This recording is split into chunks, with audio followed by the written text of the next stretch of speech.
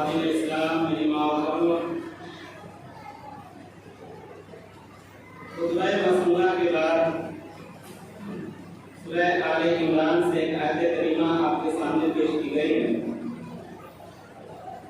اور نبی مکرم صلی اللہ علیہ وسلم کی احادیث میں سے ایک حدیث شریف آپ کے سامنے بیان کی گئی ہے، جس کے اندر یہ باتیں بیان کی جائیں گی کہ توکل کسے کہتے ہیں، توکل کس چیز کا نام ہے، بھروسہ کسے کہتے ہیں اور اس کا فائدہ کیا ہے اور ہمارا عقیدہ کیسا ہونا چاہیے۔ اس ضمن میں سب سے پہلے اللہ رب العالمین سے دعا کرتے ہیں کہ ہمیں آپ کو سبوں کو پہلے سننے سے زیادہ جو بات کہی جائے اس کے عمل پیدا ہونے کی توفیق عنایت فرمائے، آمین۔ اللہ رب العالمین نے قرآن کریم کے اندر ارشاد فرمایا کہ وشاورہم فی الامر فاذا عزمت فتوکل علی اللہ ان اللہ یحب المتوکلین۔ کہ نبی اکرم صلی اللہ علیہ وسلم سے یہ بات کہی جا رہی ہے کہ جب آپ وشاورہم فی الامر کسی بھی معاملے کو لے کر، کسی کام کاج کو لے کر کوئی بات جب متعین ہو جائے، مشورہ جب آپ کا مکمل ہو جائے، فَإِذَا عَزَمْتَ فَتَوَكَّلْ عَلَى اللَّهِ، تو اس کے بعد جب پورا کا یقین ہو جائے، اس کے بعد آپ کا کام یہ بنتا ہے کہ اللہ رب العالمین پر توکل اور بھروسہ کیجیے، کیوں؟ اس لیے کہ ان اللہ یحب المتوکلین، اللہ رب العالمین بھروسہ کرنے والوں کے ساتھ ہے۔ بھروسہ اور توکل کسے کہتے ہیں؟ اس کو یوں سمجھ لیجیے کہ دنیاوی امور میں ہو یا اخروی امور میں اللہ رب العالمین کی ذات پر، اللہ رب العالمین کے جو احکامات ہے اور اس کا جو نتیجہ ہے، اس پر ہمیں اور آپ کو کامل یقین کرنا ہے، اعتماد کرنا ہے۔ اسی کا نام توکل ہے اور اسی کا نام بھروسہ ہے۔ یہ موضوع میں اس لیے اٹھایا اور اس نے کچھ باتیں اس لیے کہنا ضروری سمجھا کہ اس ضمن میں جو باتیں ہمارے سامنے آتی ہے، ایک وہ کہ جس میں جو اللہ تعالیٰ نے قرآن کریم میں بیان کیا یا انبیاء کرام کی جو زندگی گزری ہے یا آپ صلی اللہ علیہ وسلم کی جو احادیث ہے، اس کو جب ہم سامنے رکھتے ہیں تو ایک قسم کے ایسے لوگ ہیں ان کا نظریہ یہ ہے کہ اس زمین پر جو ہم زندگی گزار رہے ہیں، اس دنیا میں جو ہمارا رہنا سہنا ہو رہا ہے، اس سے تعلقات نہیں، اس سے کوئی کام نہیں، بس اللہ رب العالمین کی ذات ایسی ذات ہے جو ہمارے ہر کام کو، ہر معاملات کو انجام تک پہنچا دے گا۔ جب آپ ان سے ملاقات کریں گے، ان سے بات ہوگی، کچھ ایسے قسم کے لوگ جو بالکل دنیا سے الگ تھلگ ہو کر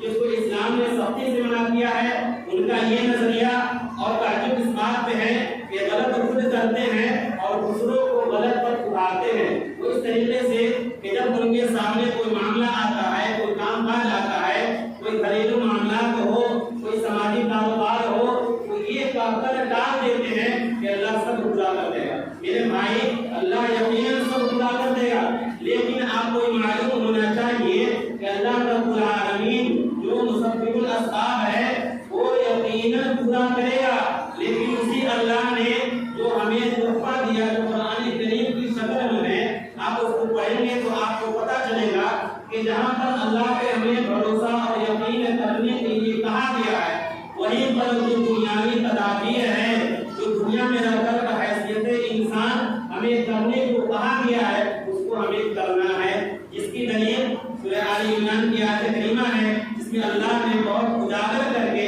اپنے نبی صلی اللہ علیہ وسلم سے یہ کہا وَشَاوِرْهُمْ فِي الْأَمْرِ فَإِذَا عَزَمْتَ فَتَوَكَّلْ عَلَى اللَّهِ إِنَّ اللَّهَ يُحِبُّ الْمُتَوَكِّلِينَ۔ کہ جب آپ مشورہ کر لیں،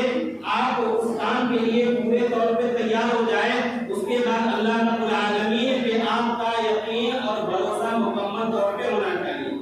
ان لوگوں کی رد اور تردید اس بات سے بھی ہوتی ہے کہ اس دنیا کے نظام کو چلانے کے لیے اللہ رب العالمین نے بہت سے انبیاء کو، رسولوں کو بھیجا۔ آپ دیکھیں، تاریخ کو پڑھیں، آپ کو پتہ چلے گا کہ نبی محمد صلی اللہ علیہ وسلم کے اوپر جب نبوت کا آغاز ہوا، اس وقت سے لے کر آپ صلی اللہ علیہ وسلم اس دنیا سے جانے تک آپ کی جو زندگی گزری ہے، اسی قد و کاوش میں اور اسی سوچ میں کہ میری ذات سے کس طرح سے فائدہ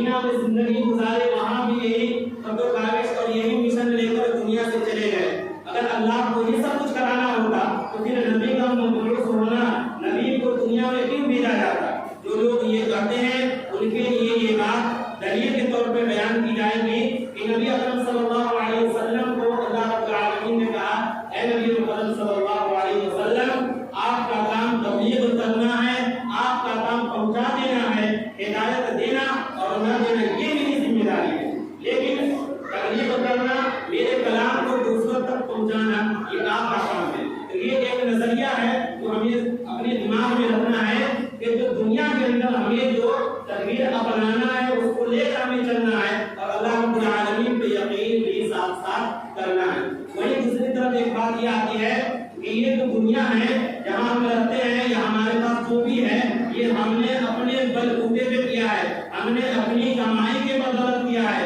हमने अपनी मेहनत की वजह से किया है, हमने अपने आप में ऐसा अपने आप को बना लिया कि ये चीज और ये पूंजी और ये जरूरत और ये माल और ये दौलत हमारे पास मौजूद है। अगर हम ये ना किए होते तो आज ये हमारे पास न होता। ये नजरिया और ये अकीदा भी गलत है। आप ये क्यों नहीं समझते कि जब तक कि अल्लाह रब्बुल आलमीन का फज़्ल आपके साथ नहीं होता, आपके अंदर इतनी ताकत और कुव्वत नहीं है कि आप हिल के भी पानी पी सके। जब तक अल्लाह ने आपके अंदर जान सही सलामत रखा है, आपके अंदर ताकत है, आप सब कुछ कर सकते हैं। लेकिन जब अल्लाह रब्बुल आलमीन की मशीयत नहीं होगी, उसकी चाहत नहीं होगी, आप हम कोई भी इंसान कुछ नहीं कर सकता। इन दोनों के बीच का जो रास्ता निकलता है इंशाअल्लाह उसे मुख्तसरन आपके सामने बयान करूंगा। आइए कुरान करीम की आयत करीमा को सुनते हैं, पढ़ते हैं। अल्लाह रब्बुल आलमीन ने इरशाद फरमाया, व अलल्लाहि फतवक्कलू इन कुंतुम मुमिनीन, कि मुमिनों को चाहिए कि अल्लाह रब्बुल आलमीन पर यकीनी तौर पे कामिल भरोसा रखे। ये कोई तवक्कुल और भरोसा कोई ऐसी चीज नहीं है कि हमारे अपने मर्जी के मुताबिक मन चाहे तो हम अल्लाह पे भरोसा करेंगे और मन चाहेगा तो नहीं करेंगे, नहीं। बल्कि अल्लाह ने सूरह अनफाल की दूसरी आयत में ये इरशाद फरमा दिया कि मोमिन की पहचान और उसकी अलामत इसी चीज से होती है तो उसका अपना तवक्कुल और भरोसा उसके अल्लाह के ऊपर कितना है। अल्लाह ने इरशाद फरमाया, इन्नमल मुमिनूना अल्लज़ीना इज़ा ज़ुकिरल्लाह, ये मोमिन वो है जब अल्लाह रब्बुल आलमीन का जिक्र किया जाता है। इन्नमल मुमिनूना अल्लज़ीना इज़ा ज़ुकिरल्लाह वजिलत कुलूबुहुम, तो उनके दिल लरज़ जाते हैं, वो डर जाते हैं। व अला रब्बिहिम यतवक्कलून, और मोमिन वो होते हैं जो अल्लाह रब्बुल आलमीन पे भरोसा करते हैं। नबी मुहम्मद सल्लल्लाहु अलैहि वसल्लम की जो अहादीस आपके सामने पेश की गई है, इसके अंदर अल्लाह के नबी सल्लल्लाहु अलैहि वसल्लम ने वाज़ेह तौर पर हमें और आपको ये पैगाम दिया, ये इरशाद फरमाया, लौ अन्नकुम तवक्कलून अलल्लाह, ये लोगों तुम्हारा अपना रिश्ता अपने रब के साथ कैसा होना चाहिए। लौ अन्नकुम तवक्कलून अलल्लाह लरज़क़कुम कमा यरज़ुक़ु तैर कबदू कमा समतहु बिताना, कि अगर तुम अपने रब के ऊपर वैसे ही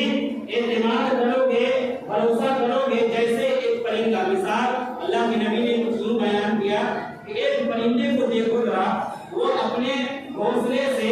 सुबह बिल्कुल खाली पेट निकलते हैं और जब शाम का वक्त होता है तो वो अपने घोंसले में एकदम शेरो शिकम होकर के पेट भर करके चले आते हैं। ये अल्लाह के नबी सल्लल्लाहु अलैहि वसल्लम ने हमें अब आपको एक पैगाम दिया कि तुम्हें भी यहाँ पे जो नुक्ता निकलता है वो ये कि हाथ पे हाथ रखकर बैठ जाना और ये कह देना कि अल्लाह सब कुछ करा देगा, ये अपाहिद की अलामत है, ये नादानी की अलामत है। नबी सल्लल्लाहु अलैहि वसल्लम के हदीस से हमें जो मसला मिलता है वो ये कि किस तरह से एक परिंदा, एक चिड़िया तो काविश करके मेहनत करके अपने घोंसले को छोड़कर अपने रिज़्क़ की तलाश में इधर उधर एक चिड़िया जाती है, वैसे भी हमें इस दुनिया में रिज़्क़ तलाश करने के लिए असबाब को अपनाना होगा और अल्लाह रब्बुल आलमीन पे भरोसा करना होगा। नबी मुहम्मद सल्लल्लाहु अलैहि वसल्लम की जिंदगी को आप देखें, आप सल्लल्लाहु अलैहि वसल्लम का मक्का में जिंदगी गुजारना ऊपर हो गया था। आप सल्लल्लाहु अलैहि वसल्लम क्या किए, अपने घर से निकलकर मक्का की आबादी छोड़कर दूर एक गार है जिसे गारे सौर के नाम से जानते हैं, वहां चले गए और साथ में हज़रत अबू बकर सिद्दीक़ रज़ियल्लाहु तआला अन्हु थे। जो लोग ये कहते हैं कि अल्लाह सब कुछ करा देगा, हमें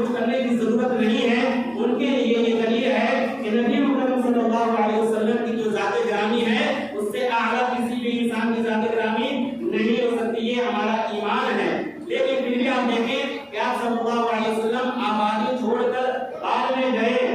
اس کے بعد پھر اللہ رب العالمین پہ جو توکل انہوں نے کیا اس کا ثمرہ اور اس کا پھل ملتا ہے حضرت ابوبکر صدیق رضی اللہ تعالیٰ عنہ نبی اکرم صلی اللہ علیہ وسلم سے یہ کہتے ہیں اللہ کے نبی صلی اللہ علیہ وسلم بالکل غار کے قریب تک کفار مکہ آ چکے ہیں، پہنچ چکے ہیں۔ اللہ کے نبی کا کیا جواب ہوتا ہے؟ اے ابوبکر تم اس کے بارے میں کیا کہتے ہو جہاں دو انسان ہو اور تیسرا اللہ ہو؟ لا تحزن ان اللہ معنا، کہ آپ غم نہ کریں، آپ اللہ رب العالمین آپ کے ساتھ ہے۔ تو کیا نبی صلی اللہ علیہ وسلم کا یقین اور نبی صلی اللہ علیہ وسلم کا توکل اللہ کے اوپر نہیں تھا؟ یقیناً تھا، لیکن جو تدبیر اپنانا ہے دنیاوی زندگی کے اعتبار سے، اپنے گھر کو چھوڑ کر غار میں گئے، اللہ پہ توکل تھا تب وہاں بیٹھے ہوئے تھے، اور اللہ نے اس توکل تلاش رکھتے ہوئے نبی محمد صلی اللہ علیہ وسلم کی حفاظت کرنی۔ اسی طریقے سے آپ دیکھیں موسیٰ علیہ السلام جب پیدا ہوتے ہیں اس وقت بنی اسرائیل میں یہ اعلان کیا جاتا ہے کہ جو بچہ بھی کسی بھی گھر میں پیدا ہوگا اسے قتل کر دیا جائے گا۔ حضرت موسیٰ علیہ السلام کی ولادت ہوتی ہے، ان کی ماں بھیجا جاتی ہے،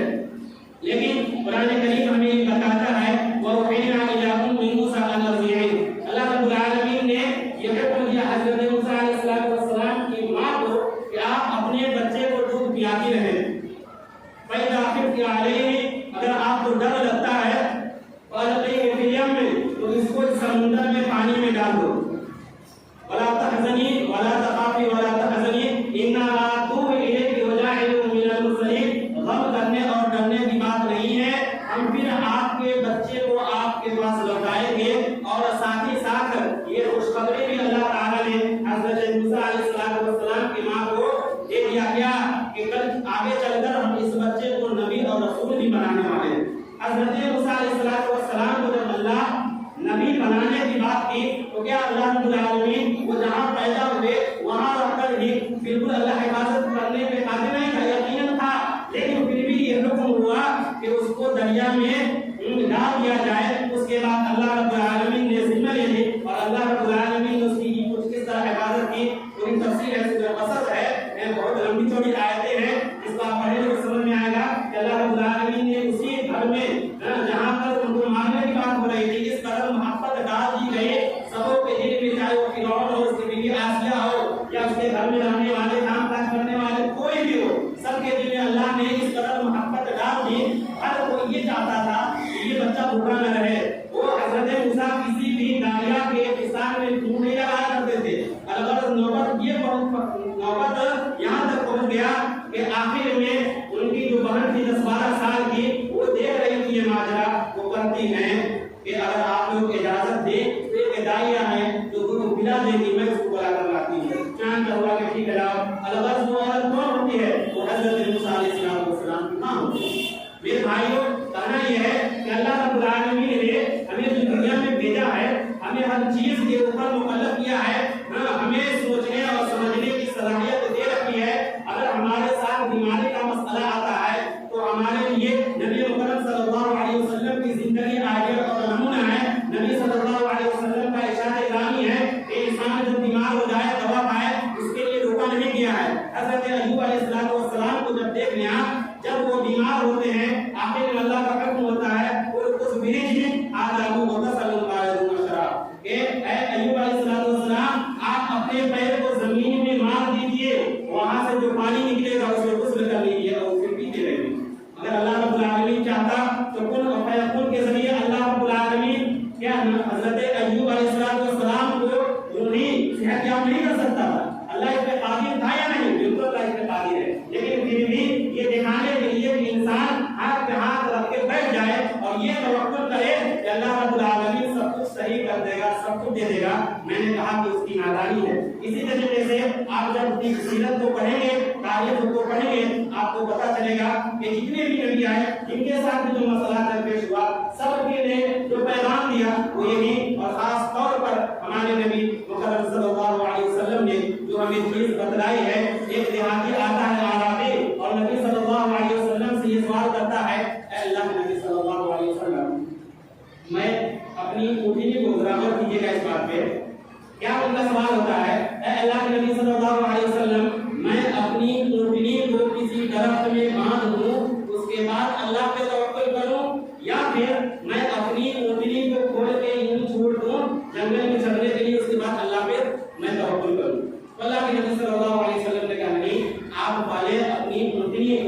رسی سے باندھ لیجیے، پھر اس کے بعد اللہ پہ توکل کیجیے۔ آج ہمارا عقیدہ اور ہمارا ایمان اس قدر گھٹیا ہو چکا ہے کہ بحیثیت مسلمان ہماری یہ ذمہ داری ہونی چاہیے کہ جب ہمارے ساتھ کوئی مسئلہ درپیش ہو، سب سے پہلے ہماری نظر قرآن کریم اور نبی محمد صلی اللہ علیہ وسلم کے فرمان کو بجانا چاہیے۔ دنیا میں بہت ساری بیماریاں ہیں، بہت سارے علاج ہیں، بہت سارے دوا موجود ہیں۔ انسان کو اپنی بیماری کی کھوج دوا میں کرنی چاہیے۔ اس کے بعد نبی اکرم صلی اللہ علیہ وسلم کی جو صحیح احادیث ہے اس کو اگر سامنے رکھیں گے توکل کے تعلق سے، تو آپ صلی اللہ علیہ وسلم کے ایک مجلس میں بیٹھے ہیں اور صحابہ سے یہ ارشاد فرماتے ہیں کہ میری امتی کے 70,000 لوگ، اور کہیں میری امتی کے 70,000 لوگ بغیر حساب و کتاب کے جنت میں جائیں گے۔ الذین لا یسترقون، ان میں وہ لوگ ہوں گے جو دھاڑ پھوک کرنے والے نہیں ہوں گے، ولا یتطیرون، اور ان میں وہ لوگ ہوں گے جو بدشگونی نہیں لیتے ہوں گے۔ بدشگونی کیا چیز ہے؟ بدشگونی یہ ہے آپ جا رہے راستے میں دوسروں کا دیکھ دیکھ کر آپ کا ایمان اس قدر خراب ہو جائے کہ اگر آپ راستے سے گزر رہے ہو، آپ کی گاڑی کے آگے اگر گاڑی نیچے گزر جائے، آپ گاڑی روک کر خطرہ سمجھ کر رک جائے اور یوں نشان مار دے، یہ ہے وہ چیز جسے اللہ کے نبی نے منع کیا ہے۔ اسی طریقے سے وہ بھی ہے اور وہ لوگ بغیر حساب و کتاب کے جنت میں جائیں گے جو اللہ رب العالمین پہ توکل کرنے والے ہیں، اللہ رب العالمین پہ بھروسہ کرنے والے ہیں۔ میرے بھائی، میں بتانا یہ چاہتا ہوں کہ بیماری لاحق ہو جائے تو انسان کو دوا کے ذریعے سے اس کا علاج کرنا چاہیے۔ آپ دیکھیں کہ انسان اس قدر پریشان ہو جاتا ہے اور جیسے جیسے وہ اپنے آپ کو پریشان محسوس کرتا ہے وہ اپنے آپ کو سمجھانا چاہتا ہے، کسی ایسے مکار کے جال میں پھنس کر یا کسی ایسے گھر کے جال میں پھنس کر کہ جتنے اپنے آپ کو سمجھانا چاہتا ہے الجھتا چلا جاتا ہے، الجھتا چلا جاتا ہے۔ کسی اعتبار سے ان کا یہ ایمان اور ان کا عقیدہ یہ ہو جاتا ہے کہ یہاں نہیں کسی اور جگہ جائیں تو آپ کو فلاں ایسا شخص مل جائے گا جو دم کر دے، ہاتھ دے، پھونک دے یا اسی طریقے سے تعویذ دے دے تو آپ کی یہ بیماری ختم ہو جائے گی۔ اعوذ باللہ ثم اعوذ باللہ، ایسا ہو ہی نہیں سکتا ہے۔ کل کی بات ایک صاحب کر رہے تھے کہ نبی اکرم صلی اللہ علیہ وسلم کا فرمان، اللہ رب العالمین کا فرمان اور نبی اکرم صلی اللہ علیہ وسلم کا فرمان اگر ہمیں یہ بتلائے کہ یہ پہاڑ ان سے بات کرے گی اور ایسا ہونا ہے تو ہمارے اس بات میں پورا ایمان ہے، ہم اس سے عقیدت رکھتے ہیں کہ دنیا کی ساری باتیں غلط ہو سکتی ہیں لیکن اللہ کا فرمان غلط نہیں ہو سکتا، نبی محمد صلی اللہ علیہ وسلم کا فرمان غلط نہیں ہو سکتا ہے۔ اللہ کے نبی صلی اللہ علیہ وسلم نے فرمایا کہ میرے بھائیوں جب آپ بیمار ہو جائیں تو دوا کے ذریعے آپ یاد رکھیں، آپ جہاں بھی جاتے ہیں، جن کے گھر پہ جاتے ہیں، جن کے پاس جاتے ہیں، آپ یہ سمجھ کر جاتے ہیں کہ وہ صحیح کر دے گا، لیکن آپ یہ بھول جاتے ہیں کہ صحیح کرنے والی ذات، کسی کو صحت یابی سے نوازنے والی ذات اللہ رب العالمین ہے۔ ایک غلط فہمی جو ہمارے دماغ میں بیٹھا رہتا ہے سماج میں، آپ اس میں بھی سناؤں، اگر ایسا نہیں ہوتا تو پھر میں فلاں جگہ گیا تو مجھے اچھا کیوں لگنے لگا، میری بیماری کیوں ختم ہو گئی۔ میرے بھائی، آپ کو معلوم نہیں ہے کہ شیطان کے آپ غلام ہو گئے اور شیطان نے اللہ سے یہ وعدہ کر رکھا ہے کہ میں مسلمانوں کو، ایمان والوں کو راہ راست سے ہٹاتا رہوں گا۔ تو اللہ نے کیا جواب دیا؟ ان عبادی لیس لک علیہم سلطان، یاد رکھو میرے مخلص جو بندے ہوں گے، جو میرے موحد بندے ہوں گے، وہ کبھی بھی راہ راستے سے بھٹک نہیں سکتے ہیں، اور جو ایسے ہی ویسے ہوں گے وہ تمہارے ہوں گے، تمہارے ساتھ اس کا رویہ ہوگا اور تمہارے ساتھ ہی وہ مارا جائے گا۔ میرا کہنا یہ ہے کہ آپ اس چیز سے گریز کیجیے اور بچیے۔ اور ایک بات جو ہمارے مسلمانوں میں رائج ہے، جو لوگ بزنس سے، دکانداری سے جڑے ہوئے ہیں، آپ دیکھیں گے خاص طور پر ان کی دکانوں میں، یہ بات میں اس لیے بتا رہا ہوں کہ آپ اپنے عقیدہ کو سدھاریے اور آپ اپنے آپ کو سمجھیے۔ آپ معمولی چیز سمجھ کر ایسا کرتے ہوں گے لیکن آپ کو معلوم نہیں ہے آپ کا یہ عمل آپ کو ایمان سے خارج کر رہا ہے، آپ کو معلوم نہیں ہے آپ کا یہ عمل آپ کو اللہ سے دور کر رہا ہے، آپ کو معلوم نہیں ہے آپ کا یہ عمل آپ کو اللہ سے دور کرنے کے ساتھ ساتھ شیطان سے آپ کو قریب کر رہا ہے۔ آپ دکان میں وہ چیز لٹکا لیتے ہیں جس کے لٹکانے سے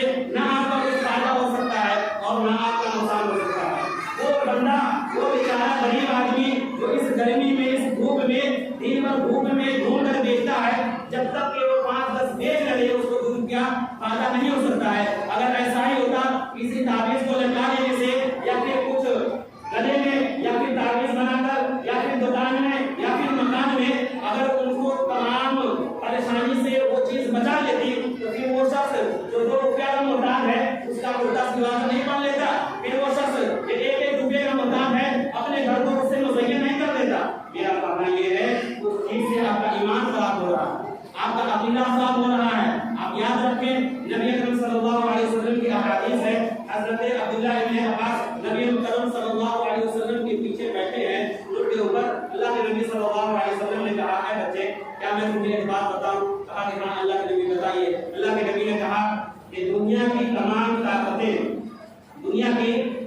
طاقتیں مل کر اگر یہ چاہے کہ میں فلاں شخص کا کچھ نقصان کر دوں، اس کو نقصان پہنچا دوں، لیکن وہ ایسا نہیں کر سکتا جب تک کہ اللہ کی مشیت نہ کرے۔ اسی طریقے سے اگر پوری دنیا میں جائے متفق ہو جائے اس بات پر کہ مجھے فلاں شخص کا فائدہ بنانا ہے، مجھے فلاں شخص کو آگے بڑھانا ہے، لیکن مالی اعتبار سے دنیاوی اعتبار سے کسی بھی لحاظ سے جب تک کہ اللہ رب العالمین کی مرضی نہیں ہوگی وہ انسان ترقی نہیں کر سکتا ہے۔ آپ کیسے مسلمان، ہم کیسے مسلمان کہ ہمارا ایمان اور ہمارا عقیدہ اتنا خراب ہو گیا کہ ایک غیر مسلم ایک کوئی بچہ جس کو کچھ بھی نہیں معلوم، اس کی عمر 10 سے 12 سال کی ہوتی ہے، وہ اسی بستی میں اسی گاؤں میں گھر میں گھومتا ہے، اس سے یہ پوچھا گیا، ہم نے خود پوچھا کہ کیوں گھوم رہے ہو؟ جانتے اس کا جواب کیا ہوا؟ اس کا جواب ہوا میں دعا دے رہا ہوں۔ اور ایسے نادان اور ایسے جاہل بھی کر سکتے ہیں اسے، یا پھر بدعقیدہ کر سکتے ہیں یا بے ایمان بھی کر سکتے ہیں کہ وہ اس غیر مسلم بچے کو اپنے گھر میں بلا کر اس کے ہاتھ سے وہ کاغذ یا پھر وہ چیز جو اپنے تھیلے میں رکھے ہوا تھا وہ لیتا ہے اور پھر ایسے الفاظ ادا کرتا ہے جس کو میں کہہ نہیں سکتا، وہ مشرکانہ الفاظ، وہ کلمات جس سے انسان ادا کر دے تو اللہ رب العالمین سے دور ہو جاتا ہے۔ پھر وہ انسان اس سے ہر کچھ وہ بچہ جو تعلیم جو پاتا ہے اپنے گھر میں کھڑے ہو کر اس کو توڑ دیتا ہے اور اس کے بعد یہ یقین رکھتا ہے کہ میرے پاس 3 بچی ہے 1 بچہ نہیں ہے، ہو سکتا ہے ایسا کرنے سے مجھے بچہ مل جائے۔ استغفر اللہ ربی من کل ذنب۔ آپ کو قرآن یہ عقیدہ دیتا ہے، آپ کو قرآن یہ ایمان دیتا ہے، قرآن سے عقیدہ سیکھ لیجئے۔ قرآن میں اللہ رب العالمین نے ارشاد فرمایا یَهْبُ لِمَن يَشَاءُ إِنَاثًا وَيَهْبُ لِمَن يَشَاءُ الذُّكُورَ۔ اللہ رب العالمین کا فرمان یہ ہے کہ اللہ رب العالمین جسے چاہتا ہے دنیا میں صرف اولاد میں بیٹا نصیب کرتا ہے، یا پھر اللہ چاہتا ہے تو صرف اور صرف اسے بیٹی دیتا ہے۔ یَهْبُ لِمَن يَشَاءُ إِنَاثًا وَيَهْبُ لِمَن يَشَاءُ الذُّكُورَ أَوْ يُزَوِّجُهُمْ ذُكْرَانًا وَإِنَاثًا۔ یا اللہ رب العالمین چاہتا ہے تو بیٹا بھی دیتا ہے اور بیٹی بھی دیتا ہے۔ وَيَجْعَلُ مَن يَشَاءُ عَقِيمًا، اور اللہ چاہتا ہے تو اسے باز بنا دیتا ہے، کوئی اولاد نہیں دیتا۔ یہ اولاد دینے کی طاقت، یہ اولاد دینے کی قوت اللہ رب العالمین کے اختیار میں ہے۔ آپ کا کام ہے دوا کرانا، آپ کا کام ہے علاج کرانا، لیکن اس چکر میں اس اولاد کی محبت میں آپ غیر اللہ کے در پہ جا کر آپ غیروں کے سامنے جھک کر اپنے عقیدے کو اپنے ایمان کو خراب مت کیجیے۔ ایمان کی دولت سب سے قیمتی دولت ہے میرے بھائی۔ جب قیامت برپا ہوگی ایک چھوٹی سی بات قرآن کی میں کروں، اللہ رب العالمین نے فرمایا کافر یہ منشا کریں گے کہ دنیا میں جتنی جگہ خالی ہے دنیا بھر کر سونا اور چاندی لے آئے اور اس کے بدلے ہم ایمان ہمیں مل جائے، لیکن اس دن ایسا نہیں ہونے کو ہے۔ یہ ایمان کی دولت بہت قیمتی دولت ہے، یہ آپ عقیدہ رکھیے، یہ عقیدہ رکھ کر جائیے اور دل و دماغ میں اس بات کو بیٹھا لیجیے کسی بھی چیز کو بگاڑنے والا یا بنانے والا یا نفع پہنچانے والا یا اولاد دینے والا اللہ رب العالمین کی ذات ہے۔ اور ایک بات چھوٹی سی یہ کہ گھر میں خاص طور سے جو گھر کی عورت ہوتی ہے جسے ساس کے نام سے جانتے ہیں، ان کا ایک بہت بڑا رول ہوتا ہے اس کے اوپر۔ میری ماں و بہنوں، آپ اس بات کو یاد کر لیں، اگر آپ کی ذات سے غلطی ہوتی ہے، اگر آپ کے ذریعے آپ کے گھر کی بہو کسی غیر کے گھر پہ جاتی ہے تو اس کو جتنا گناہ ملے گا اس سے بڑھ کر آپ کو ملے گا، پھر اس لیے کہ اس کو گناہ پر آمادہ کرنے کے لیے آپ نے تیار کرایا ہے۔ آپ کو 1 سال 2 سال اللہ کی ذات میں توقع نہیں ہے، آپ کو 4 سال پڑھ نہیں سکتے۔ حضرت ابراہیم علیہ السلام کو دیکھیے 83 سال کے ہو گئے، اولاد نہیں ہے، کسی گھر پہ نہیں گئے، صرف اللہ رب العالمین سے دعا کی۔ اگر آپ کے گھر میں بچہ نہیں ہے آپ دعا کیجیے، علاج کیجیے، اللہ سے دعا کیجیے، غیروں کی طرف مت جائیے۔ آخر میں اللہ رب العالمین سے دعا ہے کہ بارے اللہ ہم نے جو باتیں کہی اس میں ہمیں اور جتنے لوگ ہیں سب کو اس بات کو توفیق عنایت فرما۔ اپنے ایمان کی، ہم اپنے عقیدے کی حفاظت کر سکیں۔ اللہ رب العالمین جب تک ہمیں دنیا میں رکھے ایمان اور اسلام پر قائم اور دائم رکھے۔ آمین۔ وآخر دعوانا الحمدللہ رب العالمین۔